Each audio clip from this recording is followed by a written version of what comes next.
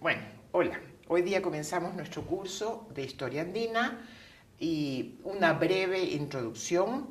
¿Qué es lo que vamos a ver en este curso?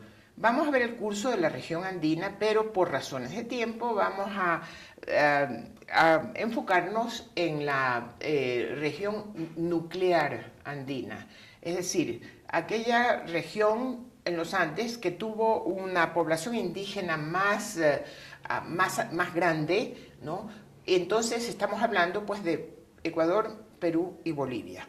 Vamos a dejar de lado los otros países andinos, como que ustedes bien saben, que son Argentina, Chile, Colombia y Venezuela. También vamos a dejar de lado la Amazonía. ¿Por qué? Porque la Amazonía tiene una dinámica totalmente diferente a lo que vamos a hablar aquí. Bueno, yo quiero comenzar por la geografía. Debo decirles también que el mayor énfasis va a estar en la parte, en las culturas indígenas, tanto las culturas anteriores a la llegada de los europeos como en la parte, digamos, en la parte colonial también vamos a enfocarnos mucho en los pueblos indígenas. ¿Por qué? Porque eran la mayoría y por esta razón ellos marcaron en muchos sentidos lo que sucedió en esta región andina, incluso después de la llegada de los europeos. Bueno, dicho esto, pues comencemos a hablar sobre la geografía. La región, ¿qué es lo que marca? ¿Qué es lo que distingue la región andina? Definitivamente es la cordillera de los Andes. Es un macizo que tiene alrededor de 7.000 kilómetros de longitud, es decir, desde la Patagonia hasta el Caribe. Tiene una altura promedio de 4.000 metros y hasta aproximadamente hasta el sur de Colombia. Estamos hablando de dos ramales, la cordillera oriental y la cordillera occidental. En Colombia se divide en tres ramales, y hasta finalizar en el Caribe. Ahora bien, la región andina obviamente es una región bien difícil de adaptarse por la altura, por el hecho de que donde hay tierra no hay agua y donde hay agua no hay tierra. Entonces, realmente fue una hazaña increíble por parte de los andinos de haberse no solamente adaptado y haberse podido reproducir en estas condiciones, sino también de haber creado grandes civilizaciones. Y nosotros en estos dos primeros módulos tenemos que ver de qué manera lo hicieron. Debo decirles que por lo general se distingue dos tipos de Andes, digamos, de la cordillera. Se la distingue en los Andes de Puna, que comienzan desde el Perú, por lo menos de la parte central del Perú hacia el sur, hasta llegar a Chile y Argentina, y los Andes de Páramo, que comienzan en el norte del Perú y continúan pues hasta Colombia, ¿no? ¿Cuál es la diferencia? Los Andes de Puna, los ramales se separan enormemente entre uno y otro, es decir, que entre un ramal y otro ramal tenemos la Puna, el altiplano andino, que tiene como 4.000 metros de altura, lo cual significa que ahí no puede crecer nada más que la paja, una paja típica que crece en esta puna, y obviamente dificulta mucho el que sea habitado por grupos humanos estables, ¿no? Luego tenemos los Andes de Páramo. Los Andes de Páramo son los nuestros, los Andes tropicales, los Andes de Colombia, y ahí lo que sucede es que los ramales de la cordillera se estrechan. Yo hubiera querido mostrarles ahorita mismo, estoy filmando en la Universidad de San Francisco, y me hubiera gustado mostrarles cómo en los Andes de Páramos podemos ver tanto la cordillera oriental como la cordillera occidental, es decir, las distancias son mínimas. Y aparte de eso, los Andes tropicales pues se caracterizan por tener valles interandinos y porque los páramos no tienen la misma altura que la puna y son húmedos además. Entonces ustedes van a poder ver ahí, cuando entren al curso, van a poder ver el contraste entre los Andes de Puna, árido, seco, con distancias de hasta 500 kilómetros entre una cordillera y otra, y los Andes de Páramo, donde vemos pues gran fertilidad, verdes, que son los Andes nuestros y del norte del Perú y los Andes de Colombia.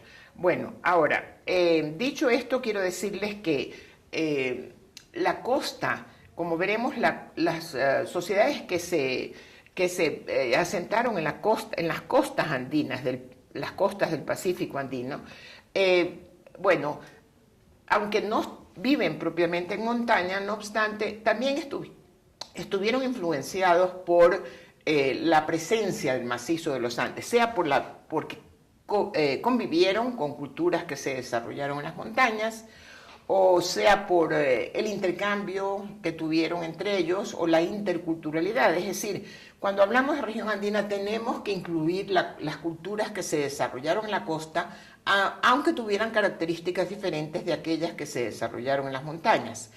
Bueno, muy bien. Ahora, esto pues es la geografía andina, muy difícil de adaptarse en ella, muy difícil de desarrollarse, pero que sin embargo fue el centro de grandes civilizaciones.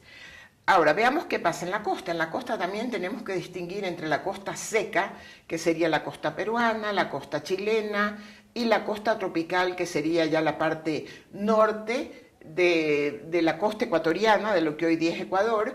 O sea, estamos hablando pues de Cabo Pasado hacia el norte de Manabí, Esmeralda. Ustedes saben muy bien que esa es una costa fértil, ¿no? Y que de ahí hacia el sur es el mismo clima peruano, es decir, no llueve, es bastante árida, ¿no?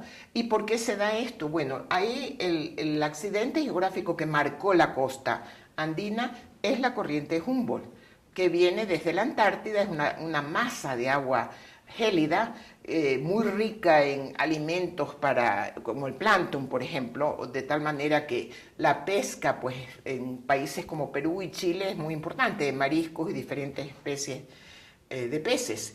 En cambio, ¿qué es lo que significa? ¿Cómo afecta la corriente de Humboldt a esta costa? En primer lugar, al ser aguas gélidas, heladas, venidas de la Antártica, llueve muy poco. Hay una garúa, que puede ser una garúa que se dé algunos meses en el año, pero miren que llueve tan poco que si ustedes sobrevuelan Lima, cuando llegan a Lima, ustedes pueden ver que en los barrios periféricos ni siquiera hay techos en las casas. Lo que hay son esteras, porque nunca llueve, no necesitan techo. Estamos hablando pues de los barrios estos suburbanos que rodean casi todas las ciudades de América Latina. Entonces ustedes desde el avión pueden ver que lo que hay encima no hay techo, lo que hay es una estera, porque eso basta para evitar que entre el agua al interior. Bien, luego de eso tenemos una costa desértica, el desierto de Atacama en Chile. La costa peruana es desierta, es un desierto también, excepto por pequeños oasis o pequeños valles fértiles que surgen debido a que hay cerca de 18 ríos que bajan de los Andes hacia la costa. Entonces estos permiten que ahí surjan estos pequeños oasis, y es en estos oasis ampliados por las obras de infraestructura como puede ser canalización, etcétera, riego, donde se asentaron las principales sociedades andinas anteriores a la llegada de los europeos. Entonces tenemos que tener bien claro esto de la geografía, porque definitivamente influyó mucho en el tipo de cultura que se desarrolló en los Andes. Ahora, desde ya les quiero decir que la geografía de la cual hemos estado hablando, la geografía constriñe, pero no determina, ¿no? De tal manera que no podemos decir que, porque es lugar común oír, por ejemplo, que en los trópicos somos así porque la geografía así es así. No, la geografía impone límites al tipo de cultura que puede desarrollarse. Si es una geografía, vamos a suponer, de ártica, obviamente no vamos a pensar que ahí va a crecer, va a desarrollarse una cultura con características como aquellas del trópico, pero no determina, de ninguna manera determina. Bueno, a ver, una vez que hemos visto pues la geografía, que es determinante en el caso de los Andes, quiero hablarles de cómo se adaptaron los andinos, qué estrategias desarrollaron los andinos para adaptarse a estas características geográficas, ¿no? Yo diría que lo más importante fue, por lo menos en los Andes de Puna, no en los Andes tropicales.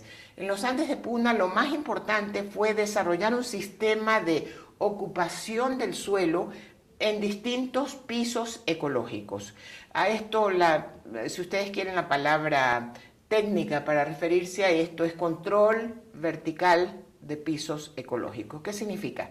Significa que cada grupo étnico, en vez de tener todo su territorio a la misma altura, intentó, o su objetivo fue tener parcelas o islas en diferentes alturas. ¿Por qué? Porque eso les permitió acceder a los cultivos a diferentes pisos. Por ejemplo, vamos a suponer que a los 2000 metros de altura se puede sembrar el maíz, ¿verdad? A los 3000 se pueden sembrar tubérculos como la papa y otros tubérculos propios de los Andes. Y en la puna, como les he dicho, no se puede sembrar nada. O sea, ahí lo que hay que tener es rebaños de llamas en aquella época, puesto que el ganado pues, vacuno no había sido introducido todavía. Entonces, lo que van a hacer las culturas andinas es esta estrategia de tener territorios en diferentes pisos ecológicos, desde la puna hasta la costa, de tal manera que podían enviar a estos territorios que tenían en diferentes pisos a colonos, que la palabra en quichua sería mitma o mitmacuna. Nosotros en Ecuador hablamos más bien de mitimaes, es decir, son colonos enviados para que ahí ellos cultiven lo que se puede cultivar a nivel de mar, por ejemplo, la sal, posiblemente el algodón, el ají. Entonces, ¿qué es lo que sucede? Toda esta producción de un grupo étnico en diferentes pisos, toda esta era enviada hacia el centro donde se encuentran las autoridades principales de ese grupo étnico, y desde ahí eran redistribuidas de tal manera que todos los que pertenecían a ese grupo étnico, a esa cultura, tenían acceso a diferentes pisos, a los productos de diferentes pisos ecológicos. ¿Qué consecuencias tuvo esto? Importantísimas, porque recordemos nosotros que hasta hace pocos años había aquí en los Andes ecuatorianos, había una población que normalmente tenían una tremenda deficiencia de yodo. Inclusive pues esta deficiencia de yodo les provocaba cretinismo. Nacían los niños con retardo mental, con una estatura muy pequeña. ¿Por qué? Por la ausencia de yodo. Esto no habría pasado en estas culturas, porque todos, al enviar toda la producción hacia el centro, donde está el centro del grupo étnico, y redistribuirlo después hacia todos los pisos ecológicos donde están los colonos, todos habrían tenido acceso a una alimentación de diferentes pisos ecológicos. Bueno, entonces yo creo que esto es lo más característico de los Andes, aunque debo decirles que esto no es único en nuestro planeta Tierra, no solo en los Andes, también en los Alpes, en la antigüedad, en los Himalayas, se desarrollaron este tipo de estrategias para poder tener acceso a diferentes cultivos. Además, esta ubicación de las parcelas en diferentes pisos, diferentes alturas, permitió una mejor utilización de la fuerza de trabajo, puesto que si ellos hubieran tenido todo su territorio a 3000 metros, bueno, solo hubieran podido sembrar ciertos tubérculos como la papa, y entonces el uso de la fuerza de trabajo se hubiera limitado a lo que exige el cultivo de la papa.